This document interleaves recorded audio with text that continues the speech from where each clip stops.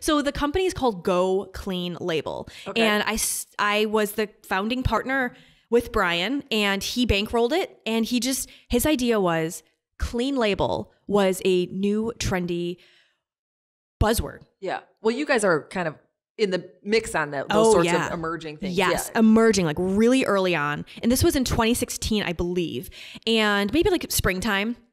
And it hadn't reached this huge critical mass yet. But Brian said, you know what, Teresa? I've been in a lot of meetings lately with food scientists, and they've said, clean label, it's an ambiguous term. The FDA, the USDA, no one weighs in on what it truly means, what its definition is. It's constantly changing. And it changes based on lists that are policies that come from Kroger, H-E-B, Whole Foods, Trader Joe's, Aldi, big organized retail chains. They're the ones that say, this is my clean label policy. And so the product development companies around the world that make products or ingredients for them, they have to adhere to them. Okay.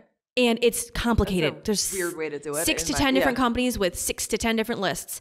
And Brian said, what if we just launched a website that was a search bar? You type in an ingredient, click search, and it would say, this is clean label or this is not clean label, and according to whom. Oh, wow. And it would show, according to Kroger, it's clean label. Whole Foods says it's not. And then this was the big kicker. An unbiased scientific definition would then follow. Okay. What it is and what industries the ingredient is used in.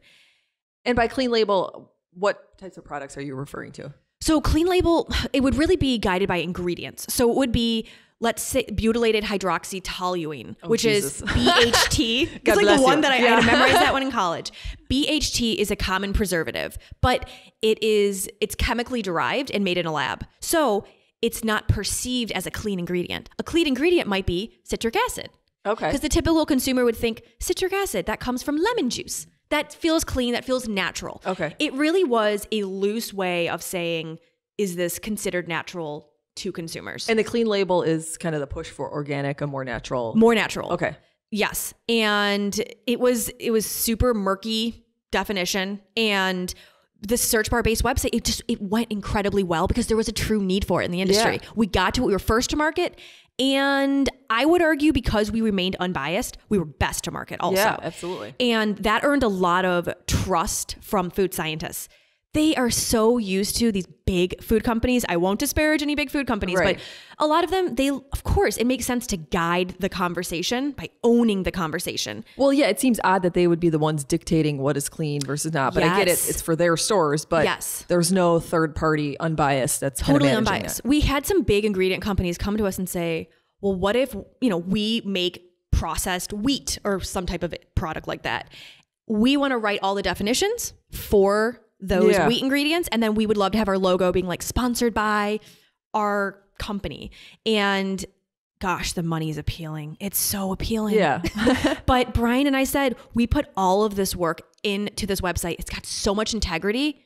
We're going to put one banner ad up on this website. We lose all of it. Yeah. So it never made any money. Well, that was my next question. What happened with it? And did you guys sell it? Or? So the exciting thing is, so in July 2016 is when the site launched, and within a few months, we won an innovation award in Chicago for the website. It was I think it's called Chicago Inno, and we were top 50, and that was exciting. It's awards are just kind of made up things that people give to each other, right. But being like this whippersnapper who just was putting our heart and soul into something. Yeah. I worked with a coder to build the website. Something from ideation to commercialization. And when it got an innovation award, and then there is an organization called the Institute of Food Technologists. We call it IFT.